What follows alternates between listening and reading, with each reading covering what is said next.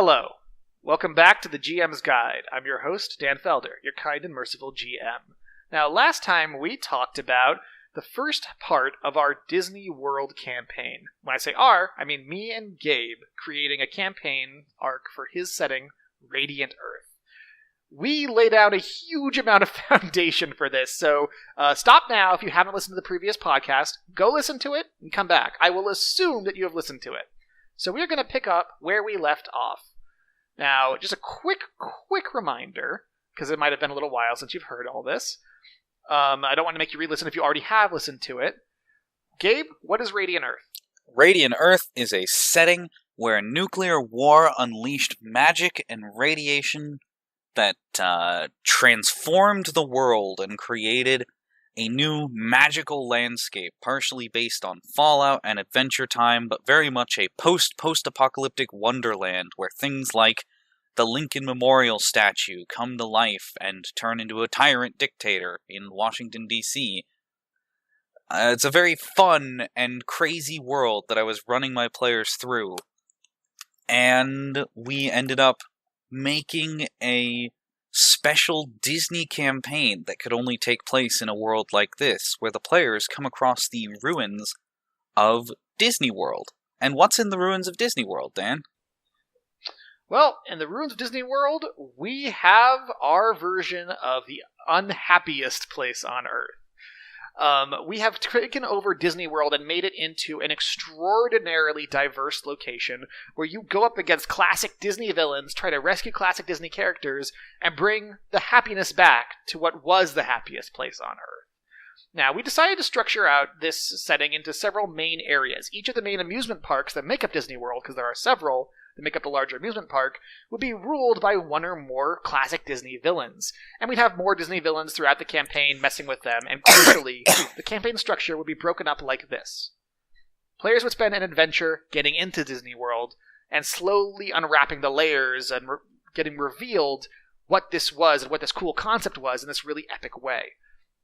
So we'd try to make that reveal as powerful as possible and prepare them for this great, awesome surprise. That's Adventure 1. They would then spend between 2 and 4 adventures, depending on how things were going and how we were feeling about the campaign, running around the parks and getting the crucial magic bands that would allow them access to the Magic Kingdom. Because there were 5 players, and each band allowed a character to enter the Magic Kingdom with one guest. They would only need 3 of them, and there were 5 or so scattered throughout the setting at that point. So they would choose which ones they wanted to go after, and how they wanted to get them, which created an open world sense of fun, tactical gameplay. Then for the finale, they would all, no matter how they got there, they would all end in the Magic Kingdom, where they went through another very linear, satisfying climactic adventure to give a really powerful, satisfying ending to the campaign, where they would either destroy the curse of Disney World and make sure that it could never threaten anybody again because it was gone, it was broken, or B, hopefully, the extra credit ending that we were hoping the players would go for and feel great that they had the extra strives to achieve, they would bring happiness back to Disney World and would create a glorious, happy ending for everybody and make this horrible place a place of beauty, wonder, and joy again. Now, one interesting thing we haven't talked about yet, before we get into the whole story beats, is how could they get that ending to work? So, Gabe, I think it's finally time to talk about Walt Disney. Yes. So anyone who is immersed in the lore and kind of backdrop gossip and conspiracy theories behind Disney has probably heard the tale of freezing Walt Disney or freezing Disney's brain, that he didn't actually die, that he's hidden away somewhere in a secret vault kept alive because Disney can't be lost forever. Well, in our setting, Walt Disney became a lich. I know. Yeah. It's a little crazy, right? LIch-Disney. But it makes sense in this kind of magical, crazy setting. Well, if magic was sealed away beneath the earth and unleashed by bombs, who's to say that somebody didn't find a way to unseal some magic early? And if anyone's going to unseal some magic, surely it's the magic of Disney. So, we have Walt Disney kept alive in a secret part of Disney World, in the castle of the Magic Kingdom, as a lich. And the source of the rot is the fact that Walt Disney has stopped believing in his own creations. He's stopped believing in heroics and good because he's been trapped, locked off from the world for so long, left only to his own bitter devices and, tainted by this corrupted necromantic magic. And I mean, he's just festering. Right, Dan? Yeah, absolutely. So the idea being that we had this concept of joy and the rot, which we sort of coyly hinted at. We get to the core reasoning behind them later, because you don't have to explain the reasoning behind everything, especially in a setting. You can just hint that there is a reason and make it a mystery. But often, if you're trying to deliver a focused story, it's good to give an actual answer to the players, a very specific reason why things happen in a certain way. It's done too often in campaign guides, in histories, that they try to explain the reasoning behind everything, because you want it to be a mystery. But it's often a great payoff to answer that in a very focused game like that. So we thought whether we should have a specific reason or not, and we ultimately figured that this would be really fun if Walt Disney was a character that, as Gabe mentioned, has existed and has since been slowly going mad, just slowly losing hope and joy in his creations, and because of that, the world has turned darker and darker, and that pessimism, that despair, has had a vicious cycle, where he's been watching his creations melt without really realizing why it's going so bad, why it's going so wrong, with his loneliness and his despair, and seeing more and more things fall to ruin. It's been happening more and more and more. And so with that, this was not just a battle to restore joy to Disney World itself, but to restore optimism and hope to the character of Walt Disney. This was actually very connected to sort of the battle for the Jester's soul that happened in Raven Shadow, right?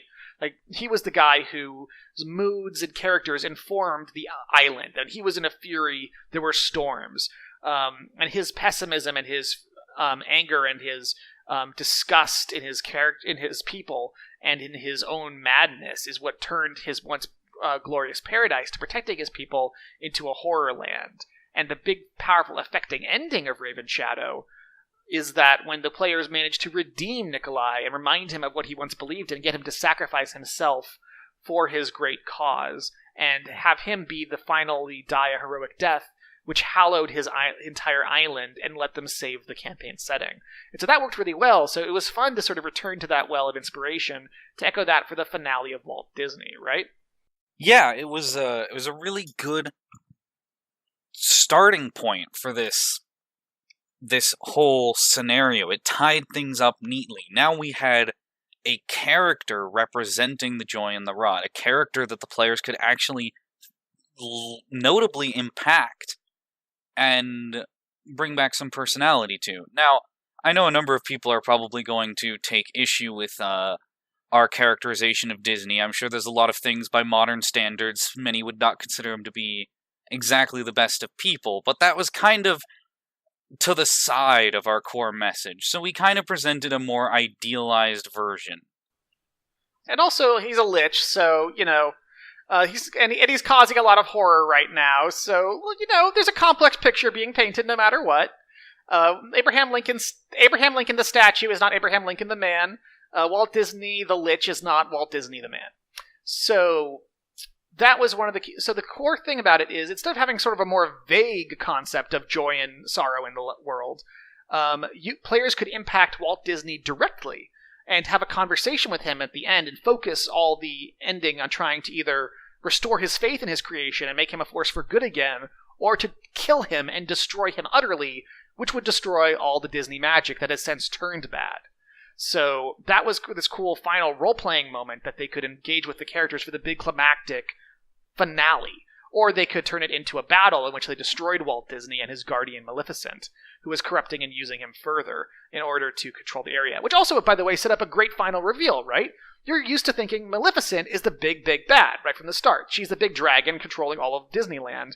But in reality, she's only sort of a extension of Walt Disney's own depressed will. He's not a villain. He's not a ruling empire. He's just completely has lost faith in his creation and is seeing his creations turn on each other and doesn't fully realize that he is the one causing all this and barely even cares, even if he does understand that.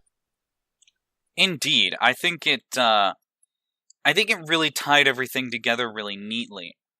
And it gave us a very, very cool kind of bonus point ending. Not only bringing joy back to Disney, but making Walt Disney himself see the magic in his own creation again. And that... Yeah, talking to the creator and telling him what your stories meant to you. And a lot of us grew up, and the players, loving Disney and stories and so on. And so being able to tell, honestly, how special they are to us is a cool moment. Indeed, it's really cool. So, once we had that established, and all of this world, we did finally need to start determining how are we going to present this to our players? How are we going to structure this story? And for those who've been longtime listeners, you may have heard Dan talk before about the 4-act structure. And it was really key to our design here. So, Dan, for anyone who needs a refresher, why don't you go over briefly what 4-act structure entails? Sure. So if you haven't heard this, you definitely should go back to my podcast that's listed as 4-act structure. Listen to it along with climatic event structure. Right? One comes right after the other. And that is essential for knowing this stuff. I'm not going to go over the whole thing. It took a whole podcast to go over it. But I will give you the very basic points again. So for the very basic points are, you've got the establishing action that sets up what people need to know for the inciting incident or the away we go moment or the kickoff moment where people say, okay, this is what the story's about. So I used Shrek in my example, so I'll go through these points one by one. Establishing action tells us all we need to know to understand why Shrek, having a bunch of people in his swamp, invading his privacy, and having to go on an adventure with Donkey is a big deal. So it tells us a few things. It tells us who put the people in his swamp, so we know who he's up against. It tells us the fact that he likes his privacy, and he's socially awkward, and that he's used to being alone, and everybody hating him, and people hating him. So if he leaves his swamp to go talk to people, they're going to hate him. And it tells us the fact that he really doesn't like spending time with Donkey. So we learn all these things, which is all we need to know, so that the moment we learn every single one of them, people fill in a swamp with the kickoff point, the away we go point. Next, huge left turn, 25% point. Here's what the story is really about. Basically, the story is more exciting, more nuanced than you first thought it was. So, like in a tutorial for a video game, where you start playing the game, not really realizing you're still in a tutorial, we fake a simpler story at the very start. Shrek needs to go talk to Lord Farquaad to get a swamp back, so that we can reveal the big story in the finale. Shrek's actually going to go deal with a dragon! And so that's the huge left turn that surprises the audience, makes them get used to the idea that this story is going to have surprises they aren't really expecting yet, and gives us more time to lay the groundwork of the characters so that you understand how the big huge left turn is going on. So 50% point, no turning back. Stuff's going to get really, really bad later on because you have escalating positives and negatives, like I talked about with Climatic Event Structure podcast. And if any sane person would quit when the worst things happen to them, and the no turning back point ensures early on that they don't have that option. There is no turning back. They have to go through the depths of hell if they're going to finish the story. 75% point. Here's those depths of hell. The all hope is lost point. Everything has gone as bad as possible, so that you have the ultimate low before the ultimate high with a triumphant victory in the climax. Note, if you're going to have a tragic ending, this will often be a high point, not a low point. It's the pure contrast point. But because we're having the climactic victory at the end, we have the all hope is lost point as the big low point for the story. Which again is why you need the 50% point, no turning back, to make sure that when you hit this low point, all hope is lost. Even though all hope seems lost, you will still keep going because you have no other options. You have nothing left to lose. Now, after the climax, the audience needs to understand that it really is happily ever after. That the villain isn't going to cause another problem 5 minutes down the line after the story ends. So we create a sense of, dude, it's happily ever after. It's all good. Even if it's fake and we do screw things up with a sequel. We want the audience now to feel like we are legitimately happily ever after. And that's the resolution, where we say, no, look, really, it was for real. And we tie up any loose ends that would leave the audience feeling dissatisfied that they hadn't seen all the scenes they wanted to see. Overall, that is 4-act structure. Those are the major points we're going to go through. Establishing action, kickoff point, inciting incident, away we go. It's all the same one. Huge left turn, no turning back, all hope is lost, climax resolution. That was super fast. You should go listen to the full podcast. But for now, that's what we're dealing with. So Gabe, because we weren't starting from scratch, we have establishing action in your whole previous campaign as well as the start of the adventure. So would you please talk about that?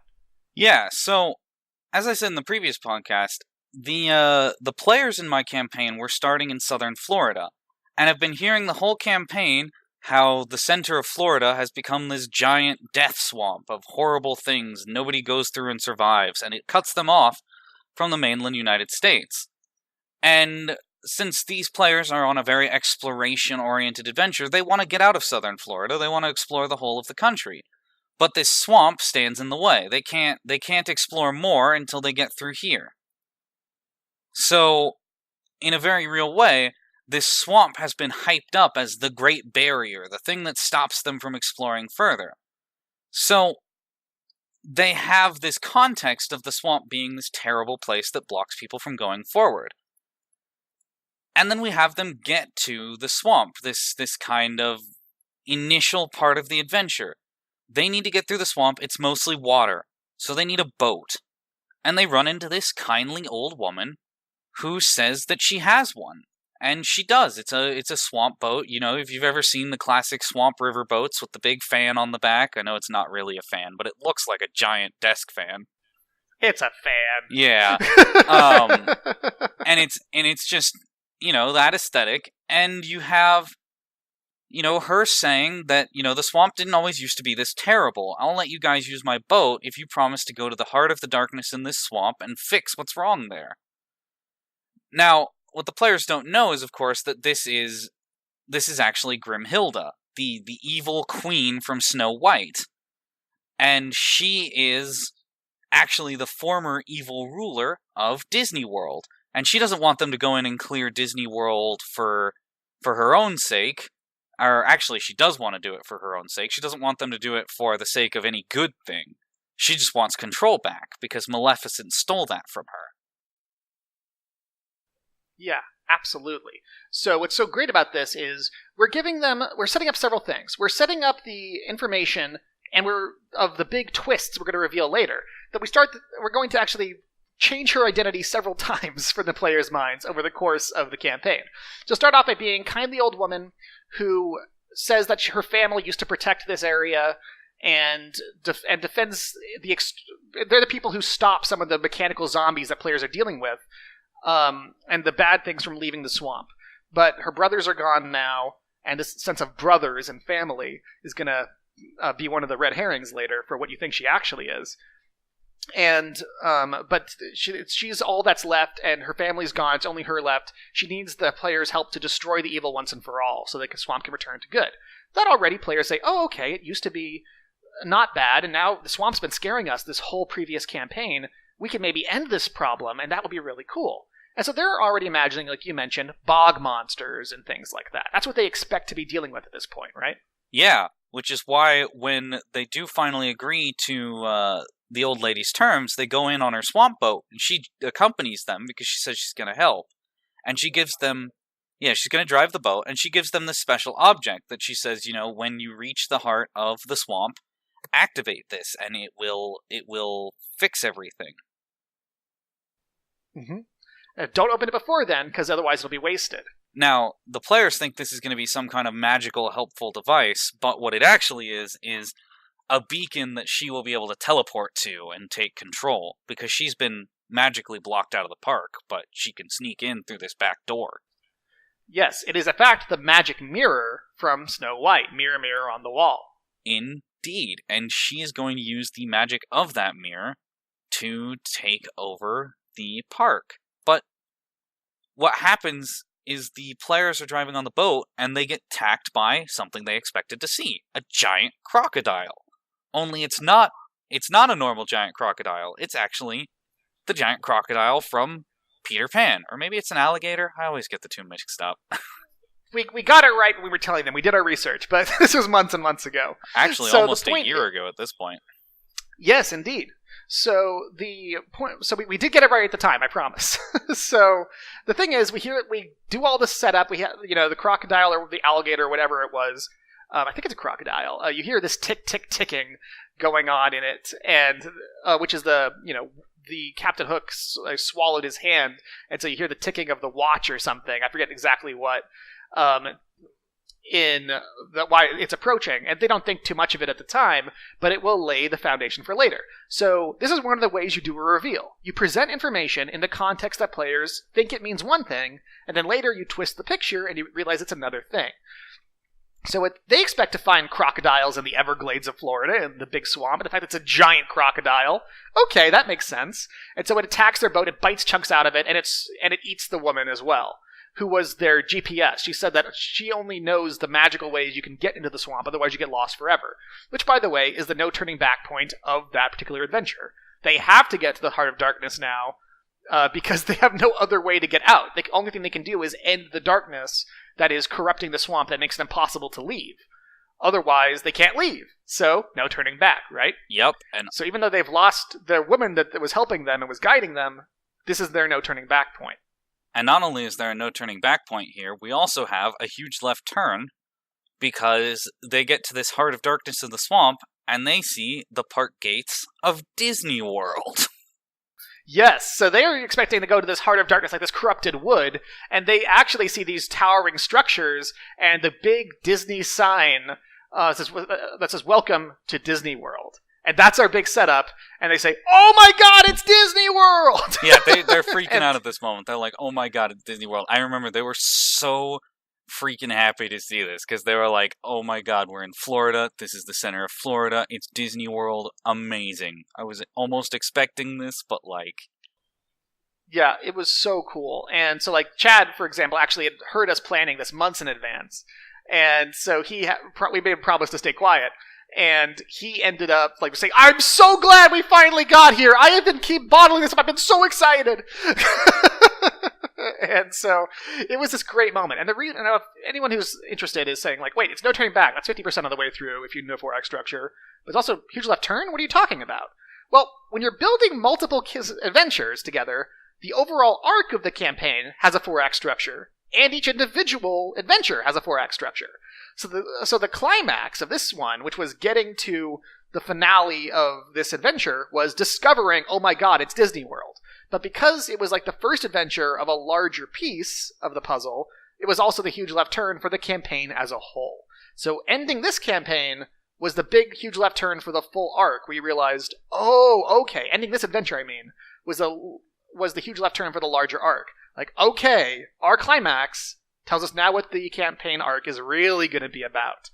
It's much cooler than we expected. It's Disney World. Indeed, though we did not end it immediately with It's Disney World, because we actually had them meet the Lost Boy that introduced Facilier. But then they also met Geppetto, and we introduced the concept of joy in the form of there not being enough joy for Pinocchio to be animated.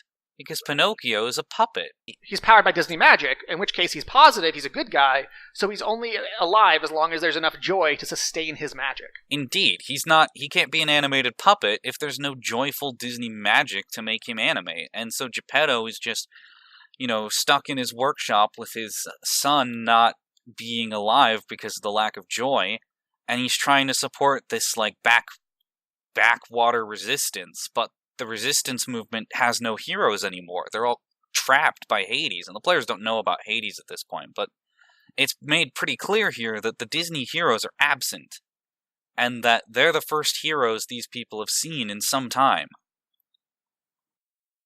They are the first major characters. We ended up using that concept and showing, like, that there were major characters on the billboards and so on had entered the park. It was like pictures of them and so on. So it was this really interesting element that we could use. And this was really cool because it's the huge left turn moment. Immediately when they realized Disney World, they understood what they were in for, but they kept learning more and more about it by interacting with this character who established several important things. First, that Disney World was overrun by villains. Second, that it was very difficult to get through the park, and they needed these things like tickets and passes to get through it at all. So they were forced tunneled right into somebody who could have park passes that would allow them to use the public transportation at all for, like, the trains and buses and so on to get from one park to another. And that was Geppetto. And Geppetto was established the resistance and established the horrible situation in a very real way that Pinocchio was dead, effectively. And the only way to bring him back and see this father's sorrow of this character that we know and loved, if you grew up watching Disney, was to bring joy back, which made it a very real, personal, immediate thing. And so the way that you want to make these things matter to your players is to show them a single person who is suffering that they care about. And building on Geppetto was a good way to do that. So this was really powerful, and we also let us establish a few other things. So we established that this character that they met, she had magical powers. The one who gave them the boat, the old woman who was actually the evil queen. So we let her cast a few spells, and so that would set up the fact that she was the evil witch queen later.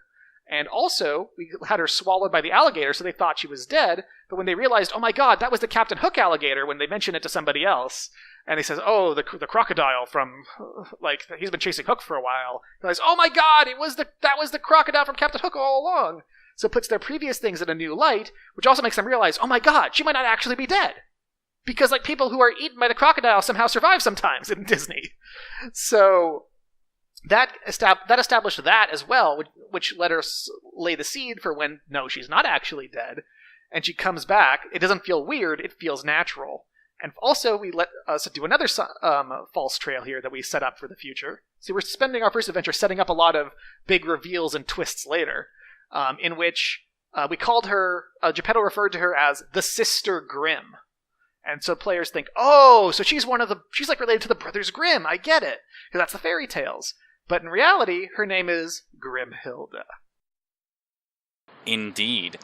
And so now we've laid a couple of traps for later, right? We have Facilier in disguise, and we have Grimhilda masquerading as an ally, and we have this box that presents itself as this item that will save them when they need it most, when it's really an item that will screw them over when they need it most.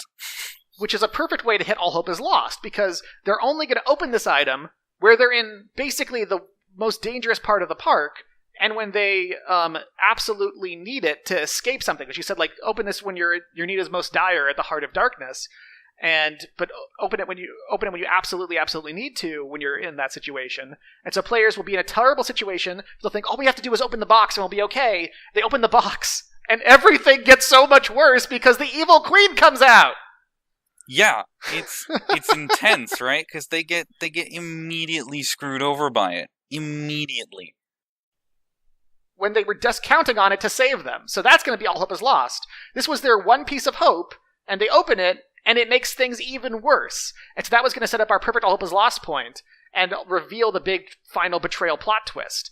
And then we would take that, and we would translate that into the final plot twist, which is that Walt Disney is actually alive. So that's what we're building up to, and that's what we're laying all the big pieces in episode 1 to set up all the final pieces later down the line in our big finale. Because again, you design your ending first usually, not always, but you want to get a clear ending as quickly as possible so that you can lay all the groundwork you need to set it up. So that's what we were doing very significantly here. So anyway, why don't we move on to the next part, because we haven't established things like the rot yet. We've established that Disneyland is getting worse. We haven't established how the rot is turning people into animatronic zombies, like our big inspirational point yet. But in order to get to that no turning back point, we had to first have them start adventuring through the park. So after they get Geppetto's rail passes, they can go to several different locations to try to get magic bands from the villains there. Where do they go, and where do we expect them to go?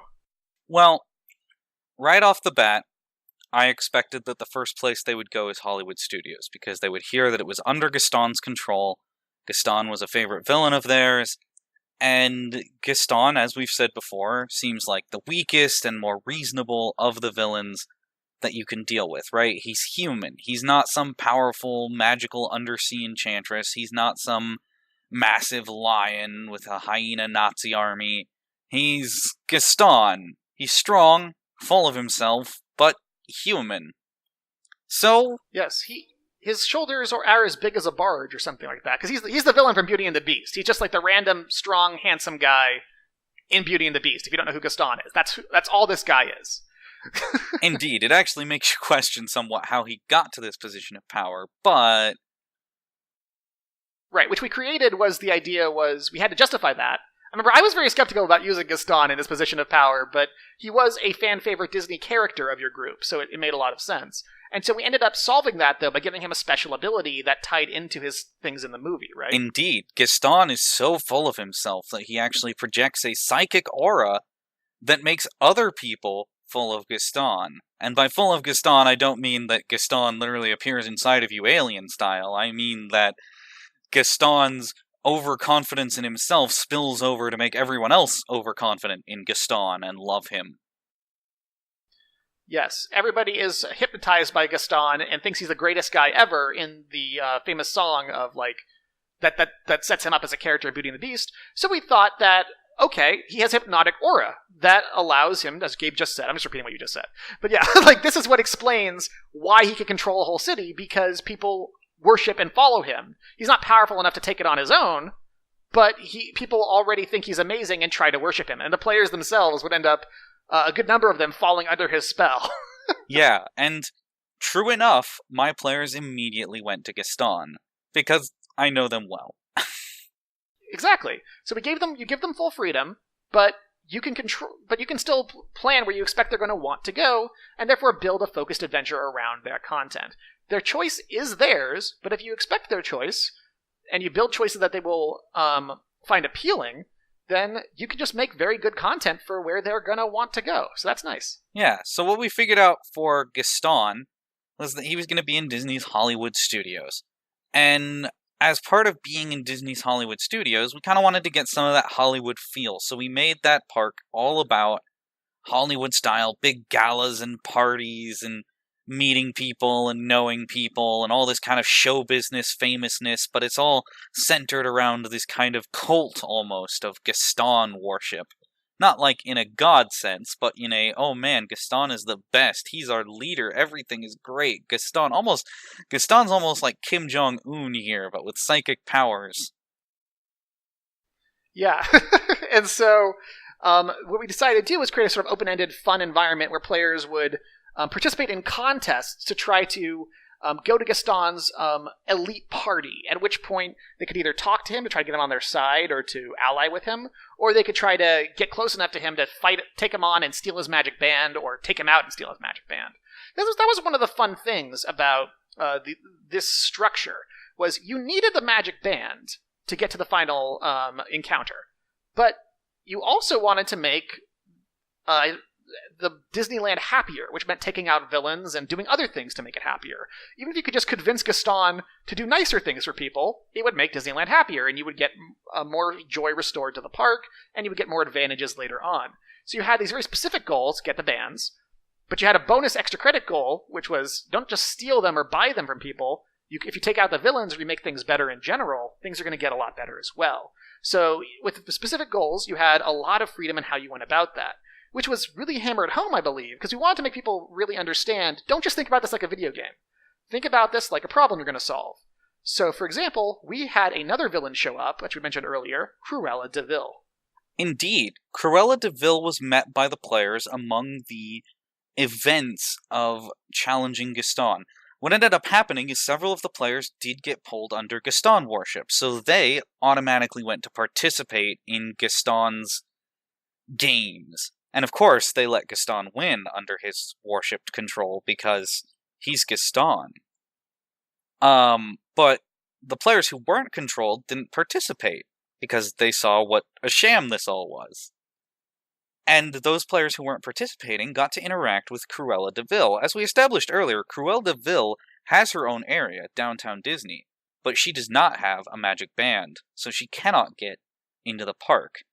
Now, since the billboards show major characters entering the park, Cruella de Vil knows who the players are. She knows that they're major characters, and while she understands that they are heroic in nature, she also understands that she's one of the lesser evils in the park, and could maybe work out a deal with them. So what she does is, in exchange for a magic band, she offers them prizes, like items from her stock. In this case, Cruella has lots of fashionable items. These fashionable items happen to be things stolen from Disney heroes. And we came up with a couple of particularly fun items that Cruella would give the players here, and they did end up accepting partially her deal. So they got these items. But, well, the items weren't exactly all they bargained for. Dan? So basically the idea was that Cruella de Vil really wants a magic band, and so in order so that she could sort of join the elite in the Magic Kingdom. So she could travel anywhere in Disneyland except for the Magic Kingdom, which is where the elite of the elite were, which again is where the players were trying to get to. So she was going to offer, as Gabe mentioned, a huge amount of money, just called tickets. Tickets were the currency in this world, because of course, you need tickets to go on rides and to get things. So we decided to make tickets the currency of the park and really hit home the theme. They're not using gold pieces or cash; they're using tickets. So she offered a huge amount of tickets if players would get her a magic band. So, in order to sort of establish that she was a character that they could work with, she gave them free samples of some of her goodies from her downtown shopping district. And players, of course, want loot. Now, they need magic bands, but they also want cool loot so they can take on the villains. So it created an interesting option of, even if they get some magic bands, if they get one extra and they give it to her, they can get a huge amount of additional free loot by getting great tickets they can use in her area to buy cool stuff from Disney's villains. And, as you mentioned, formerly from Disney's heroes. Things like Peter Pan's shoes that let you fly, and maybe Aladdin's lamp, or things like that, or the heart of Tafiti from Moana, which the whole story is about getting this magical heart that lets you control and create life, and all sorts of cool stuff. So we wanted to show, hey, playing dress up, giving you the powers of Disney heroes, is cool. And we had the idea of things like the Puss in Boots boots, and Carson is playing like a cat character, and they would give him huge dexterity bonuses, and things like that. So the initial sort of sample is you want something that was powerful and cool, but wasn't that cool. So that way players would think, oh, if this is how this cool is, imagine how much cooler the really cool stuff is. And imagine how cool Excalibur is from King Arthur and things like that. Okay, I've been beating around the bush enough. The major item we gave them was Pluto's collar. It was the collar that Pluto wears, the dog from Mickey Mouse. And it gave some big bonuses to speed and dexterity, I believe. But it had a wrinkle, in which the person who put it on you could give you commands that were as powerful as spell-like suggestions, because they're your owner now. And only they could remove the collar. And so it asked one of the players who wanted this power-up to trust one of their friends, which created a fun little role-playing moment and would give them sort of leverage over each other if you ever wanted in the future just to mess with them. And so that was a fun little moment, asking, okay, I want this collar, but who's going to not be a dick about it? And so that was really fun, just to create some additional player interaction there. Yeah, it was fantastic, especially because it ended up being put on the character who was playing this very free-wheeling punk rock girl, who, actually a collar kind of fits the aesthetic there, though not a Pluto collar. And she puts it on, and she's like, if you take advantage of this in any way, I will kill you when you take this off. And it was a very funny moment, because the player who put it on had some initial fun, not doing anything too embarrassing, but just the funny concept of forcing this very punk rock character to submit to someone else's rule was hilarious. Yeah, absolutely. So it's great to look for little fun things like that. Players will do a lot in order to get their magic items. They will take, in order to get +2 to a stat or something like that, they will take huge penalties to charisma and so on. So often it's fun to take your magic items and not make them cursed, not make them just bad, but have, downsides that affect role-playing and so on, and ask them to trust each other or create funny situations where they end up having to accept downsides in exchange for power and push things around in fun ways. So we ended up looking for that to give more flavor to these abilities and these cool items beyond just stat bonuses or so on. So that was really cool. But now we are going into the all hope is lost point. The no turning back point. So there were 2 points to our no turning back point. The first one was we wanted to make it clear that, look, it's not just that Disney World is a problem. It's that if you don't stop it, this is a downward spiral, and they are eventually going to all go insane and burst out of the park. The villains are bad, but they are controlling the current inhabitants. And they are the lesser evil for what could happen if everybody goes insane with the rot, which turns them into mindless zombies, and breaks out of the park and just starts destroying the whole countryside. So that would be really, really bad. So we want to establish what the rot was, this disease that could hit anybody anywhere, and then Captain Hook shows up and grabs anybody in the vicinity and takes them into Epcot and throws them into this nightmare world of horrifying, murderous, mindless zombie automatons. And so Discovery of the Rot would be and how bad things are going to get. First no turning back point, you can't give up because everyone will die. The second no turning back point was, well, they were about to get into a big fight with Captain Hook.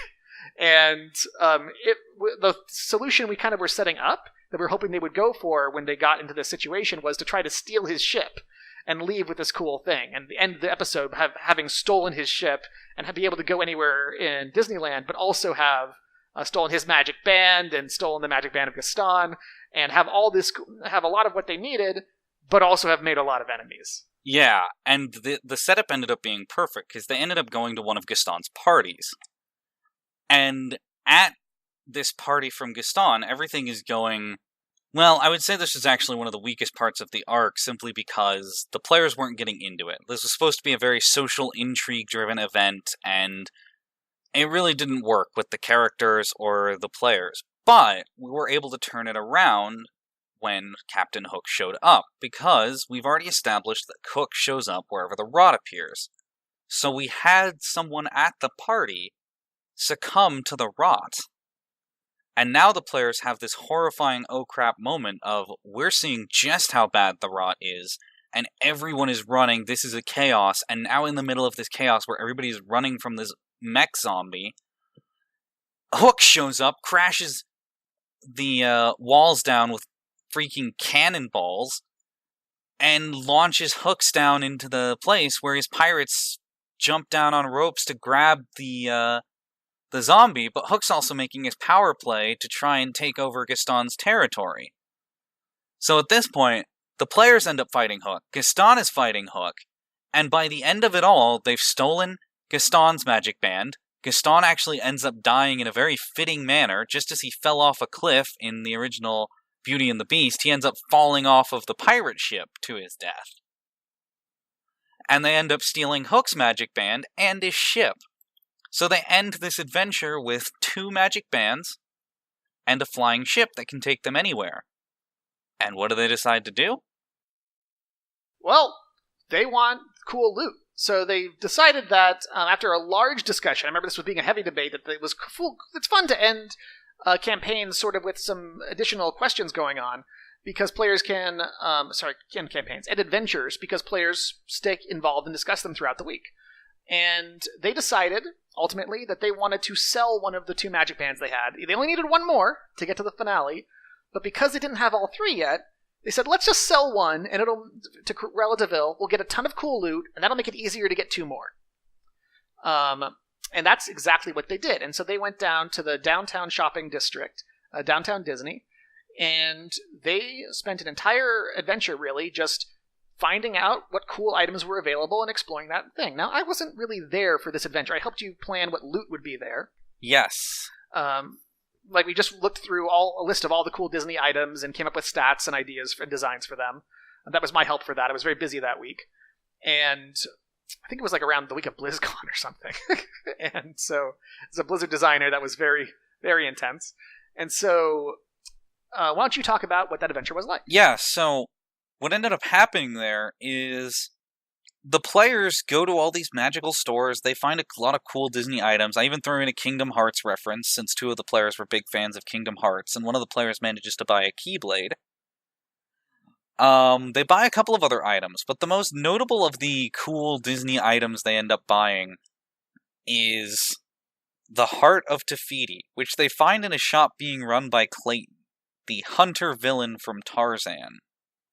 Now, when they buy the Heart of Tafiti, they have no idea what it really does. They know what it does in the movie, that it's this originator of life, and that it created life, and that it was this heart of a goddess, but they don't really know what it does in this context. And Clayton's I don't know, supposedly it created life. I don't know what it does. Create life, I would assume.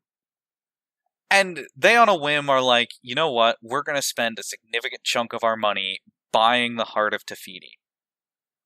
Which, at the time, we just had ideas of it summoning life, but and like creating summons or other helpful constructs for the players. But or resurrecting or something. Yeah, or like a resurrection. But then, as I thought about this purchase more, it kind of solidified in my mind, well, Hades has a giant soul well down in the underworld filled with all the Disney heroes. I'm just going to note that down for later. Possible use for the heart. Yeah, and so that's one of the fun things is you can just give players toys or have ominous things happen, and that's like developing pieces in chess. At some point I want to talk about sort of like my theory of how I model story beats a lot like chess sometimes. Like what you do is, before you can use a piece effectively, you have to develop it, get it out of the back row into a more powerful position on the board. It takes a turn to develop it. And the heart of Tefiti is like a piece that we develop. It's like, oh, the players have this item that they might potentially use in the future. They don't really know how they're going to use it. We don't really know how they're going to use it. But it's a thing they have. And if they never really use it, it's okay. Players tend not to think about it too much. But now it's a thing that we can use in the future. And so that ended up being invaluable. Because after this big thing, they ended the session, I believe, just in a really bad situation, right? Yeah, so the first half of the session was shopping. But the second half of the session, they're like, we need another magic band. So they end up going to the Animal Kingdom to get Scar's magic band. Well, when they arrive there, they arrive in Captain Hook's ship. And they arrive right to the giant tree in the center. Now, we drastically increase the size of this tree in order to support like a huge like tower almost full of animal characters from Disney. And, well, Scar is this super militarized lion with his hyena Nazi army.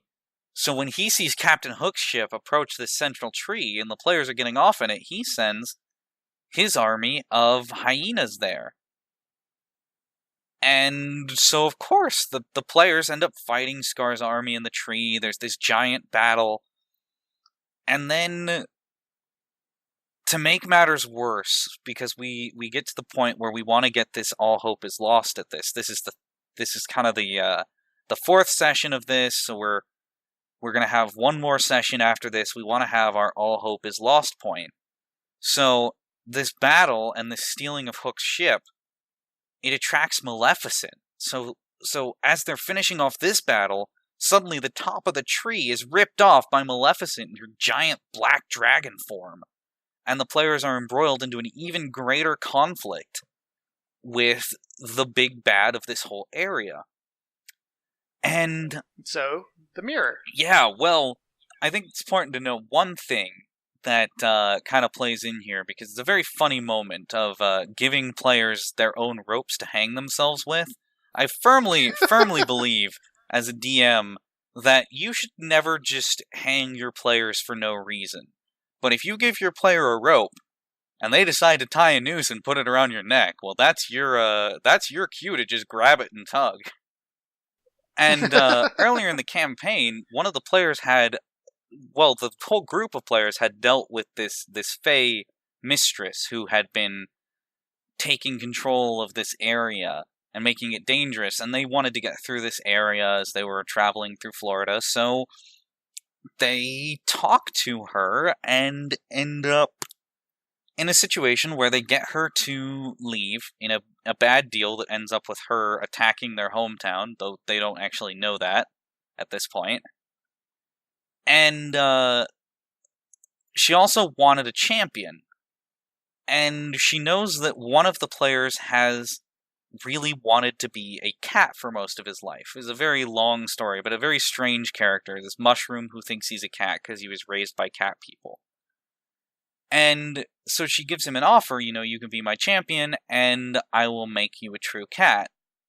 And he's like, oh man, that's really enticing, but I'm not going to do it. His friends convince him not to. But she ends up giving him this little magical chocolate to accept her deal. He can eat it at any time.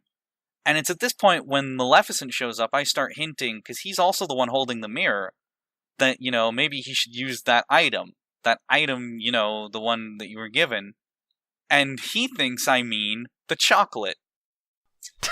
I did not hear about this. This is new to me. So he eats it, And he transforms into this magical Fey cat, known as a Displacer Beast. If you've played D&D before, you've no doubt heard of these magical monsters that have 6 legs and 2 spiky tentacle arms on their back. And now he's got his soul sold to a Fey creature. So that's kind of unrelated to the Disney campaign, but it's a very fun little moment that happens here where I'm trying to imply one thing, and the player misses the mark and ties a noose around his neck. Yeah, that's definitely even more all hope is lost there. Did they use the mirror at this point, or did that happen later? They did. One of the other players ends up grabbing the mirror from him, and he grabs the mirror and throws it at her, and yells something like, "Mirror, mirror in my hand, send this bitch to Neverland."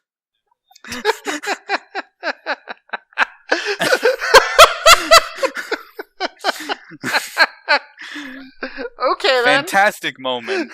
And the mirror breaks open, and out pops Grimhilda, who mind controls the dragon Maleficent form, and fucking breathes the green fire all over them, killing them, or so they think. Yeah, that's all hope is lost at that point. Yeah. You just made everything so much worse. What's also great is the dragon was what they were terrified of, and now there's something that's clearly even worse than the dragon, that we pay off the build-up with Grimhilda, the witch that they thought was their friend. We take the thing that they thought was going to save them and make it even worse, and they're thrown down into Hades. So I remember at this point you mentioning that this game had been going on for a very long time, and you wanted to kind of wrap things up quickly, because you were starting to feel like you were losing your enthusiasm for the game, and you naturally wanted to end things on a high note, but not just run things past the point where you were excited about it, and you would end up feeling like you kind of didn't do well on the ending, which I think is 1,010% the right way to go about it. It's always good to end things before the players want them to end, because just think about the alternative. Indeed. So we ended up making this next session, the final session of this whole arc, kind of a good end cap for the campaign as well. And we were looking for ways to kind of, I'm sorry to interrupt, but I just want to emphasize this, that one of the things that I think was really interesting about this was we were planning originally this might go as long as 6 sessions. At first it was 4, then we realized, oh my god, this is such a fun concept, let's extend it to like 6, and then you realized, you're starting to lose steam, so can we end it really fast? Can we figure out a way to push towards the conclusion? Because at this point players only have like one magic band again, they're in trouble, bad stuff's happening, and so we were trying to figure out a way to rocket them to the end. And whenever you're doing that, you can't really just say, oh, you win. You don't want players just to easily be able to overcome their problems. What you want is often you sort of create the illusion of this impossibly bad situation and let players discover a clever way to get around all your problems in a way that you totally didn't foresee. And because of that, it allows them to rocket past obstacles. It's like in speedrunning, when you do this really clever move that the developers didn't expect, and you get over a huge chunk of the level. That's what makes getting past your problems believable when you want to skip a lot of content and move the pacing along very quickly. And Gabe, you were mentioning, you were already noting a way that might happen. Indeed. When they bought the Heart of Tefiti, and I started thinking about it more, I realized, well, if Hades is keeping all of the heroes in the Well of Souls, they could use the Heart of Tefiti to revive all of Disney's heroes and mount a huge attack on the Magic Kingdom. Which, of course, they did. They were brought down to Hades. Hades tries to make a deal with them to get them into the Magic Kingdom, because he has his own villainous intentions. And they see Facilier down there as well. Facilier, as it turns out, has been working with Hades. They know he's Facilier at this point. They've figured that out. They've put it together through this dialogue and the meetings with him. And so Facilier is not really... Hades is his friend on the other side. Hades turns out to be Facilier's friend on the other side. And what they end up doing is, they don't agree with the deal, so Hades is going to shove them into the Well of Souls where he puts all the other heroes. And then the guy who bought the heart, Carson, who you might remember as being one of the players in Raven Shadow, if you've been a long-time listener, ends up going, hey, wait a second, I have the Heart of Tefiti. Can I use that here? And I was like, yeah. Totally planned. I remember you suggesting this and we working out how this whole ending could work this way. About pushing, of course, emphasize you're in the realm of death, death, death, death. Oh, that item is the power of life, life, life, life. And that sort of symbolic connection, is very powerful to players. And they think, is there any way I can hit A with B? It feels like key and lock. And of course, that was the intention. Yeah, and it was fantastic because the players have this moment where the heart surges for this burst of life. All of the heroes of Disney begin climbing out of the well. They quickly overwhelm Hades and Facilier, get their magic bands. And now the players have entry to the park, but even more than just getting entry to the park, Hades' underground tunnels go right into the Magic Kingdom, so they don't even need the magic bands to get through. They can come up right in the castle's basement. Which lets them skip all the potential problems of the Magic Kingdom and Jafar and all sorts of stuff as well. Indeed. So they end up coming up through the castle's magic basement where they get to the top and they find Grimhilda with her thrall of Queen Maleficent, and they have an epic fight with a dragon and a witch. And they are about to win when suddenly we throw another wrench with the big twist. Walt Disney shows up. And Walt Disney doesn't want the heroes to win, because Walt Disney is corrupted and angry. So Walt Disney says, I'm going to come in here, I'm going to screw this up, I don't want the heroes to win, the heroes aren't supposed to win anymore, I'm tired of the same played out story of bad guy does X, heroes do Y, and everything is saved. It's not how the real world works. And the players catch on the line immediately. They're like, this is Disney, we can redeem him. This is the magic, he's the source of this. And so they do. They give several heartfelt speeches to Walt Disney about the joy his creation can bring. And with some really good roles and some really good speeches, the players manage to actually redeem Walt Disney. Now, also, I kind of had in my mind that there was kind of a joy meter they had to have hit, a threshold of joy they had to bring back to the park in order to be able to redeem Disney, but they'd already hit it. They'd already done so much to help the people in the few sessions they've been here that I was like, you know... They were actively trying. Like, I remember, like, right from the start, they said, like, we are going to do everything, we are going to go everywhere, and we are going to solve every problem, because, like, they were super psyched. Yeah. They didn't actually end up doing that, but along the way, they were still trying to do as much as they could. Yeah, they helped everyone they could. And so, they were able to redeem Disney, heroes everywhere, and the park was saved. And that was kind of the resolution of that arc and the campaign. They were the heroes of Disney. They solved the biggest threat in the Death Swamp and brought the joy to Disney World. Yeah, and it was great. We ended up finding like I remember I only came back and I had like to the last quarter of the session, and I like typed in Discord. Because we were doing this online over Discord. So how's it going? He's like, can't talk. It's awesome. yeah. Like it's right in all caps. Like can't talk. It's awesome. It was great. And so I tuned into the session and I'm hearing the big finale and I pulled up like footage of the big fireworks display that Disneyland or World, whichever one it was, does every night. And so like for the first time the fireworks are back. But also I just love the setup that you did with Disney there, because I remember this was mostly you sculpting the idea of, so why did Disney go crazy? Like, that's an interesting question. And if you're going to understand Disney in order to try to get him back, what happened? And so seeing the kind of dystopia that happened with the world, and also just over time, that sort of worked into this very negative reaction. And over time, feeling like he was sick, as you mentioned, of the stories where the heroes always win and kind of wanting something else. And that sort of this vicious cycle happened where he was tired and he didn't remember his own Disney magic anymore. Something that happens to a lot of creators. A lot of creators create great things at first, and then they get so sick of repeating themselves that they look for anything they can find. They make more tragic stories, more unfun stories, stories that just don't work very well, and they get more dissatisfied, and things like that. And this goes down in the spiral. So Disney had lost faith in the Disney magic, feeling like that his stories were forgotten, that he didn't matter anymore, and that the stories were trite and childish, and they weren't meaningful to the world. That's not how the real world works. The heroes don't always win. Like, what the heck am I doing with my life, or my unlife in this case? And so that philosophical drive is what made him push further to tragedy and further to the rot. And Gabe, when you express that to the players you mentioned, this hit home with people. And we're all doing this sort of crazy fantasy gameplay that we want to embrace these. There's value in these games that we play. There's value in these fantasies that we explore beyond this intense, tragic, realistic literature. I mean, the real world, like one of the biggest things about fantasy is you want to deliver an experience that is superior to reality. There's nothing wrong with a happy ending.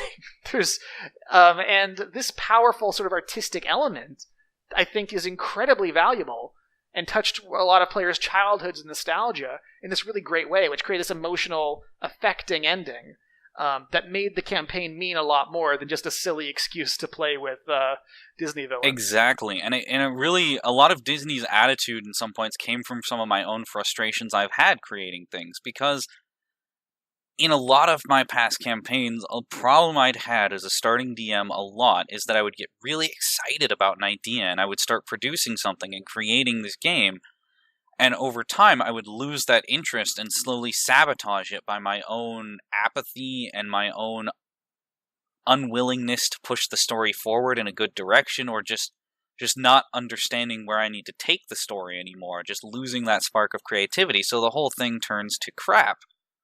Which this whole adventure kind of encompassed really well, and it let me kind of vent that frustration in the form of LIch-Disney. And it's very common, that sort of getting exhausted of your creation and starting to resent your creation and trying to destroy your creation. It's something that I think that I've noticed a lot in a guy who I like a lot, but I've noticed this pattern, is Dan Harmon. If you look at Community and look at Rick and Morty, the early episodes are often full of excitement, fun, and adventure, in Community and Rick and Morty particularly. And then the later seasons, you have characters focusing more and more on and becoming caricatures of their most negative traits. Like you have a character like Britta in the opening of Community, which is this caring, passionate individual who is like a mother to the group and of friends, and cares deeply about people and about important issues. And then by the end of it, as they sort of have the characters mention, how did you become the group's bimbo? Like this hateful bimbo that everybody just makes fun of and turns your name into a synonym for failure. And that sort of happens with also in Rick and Morty. You see something like Jerry started off, and you have very strong feelings about this. Yes, I have very strong feelings about the arc of Jerry, but I feel like we're going to start getting into just a rant about Rick and Morty, and we've already gone on for an hour now. Yes, true. But anyway, the point is that we took the themes of creativity, being positive, and these things that affect us a lot in our own lives and our own relationship with media, and we made that exploration part of the gameplay of the campaign. I think that's one of the reasons why it was more than just a really fun, crazy, zany adventure, that it had this really this heart to it, which made it a lot better and a lot more than it would have been otherwise. But anyway, yeah, that is ultimately the Disney campaign. Yeah. It was a lot of fun. I really enjoyed working on it. I really enjoyed presenting it to the players. I loved their response to it. It was a really fun game that a lot of people had a really good connection to, and I feel like we did a really good job executing it, and yeah, it's one of my favorite games I've ever run. Yeah, it was really, really fun. I loved working on that adventure path. I really feel like it could be, if Radiant Earth was a setting people knew, it would be an amazing adventure path to sort of publicize. So if you guys ever want to try something as crazy as Radiant Earth, please steal these ideas. Also, Gabe had some other really good ones, like the magic formula for Coke, and trying to figure out what that was all about. Ah, yes. But that is probably a story for another day. For another time. Indeed. So, thanks for listening, guys. It's been a long time. So, as always, please leave a 5-star review of this podcast. We put a lot of effort into it. And if you guys really enjoy it, then hopefully you'll leave a 5-star review on iTunes in order to show your support. You can also ask questions of me at designerdanf@gmail.com, or follow me on Twitter, ask questions there at designerdanf, same thing. And you can find a lot of my content on articles in game design at danfelder.net. Thanks, everyone, and again, May your players be ever fearful, and we'll see you next time.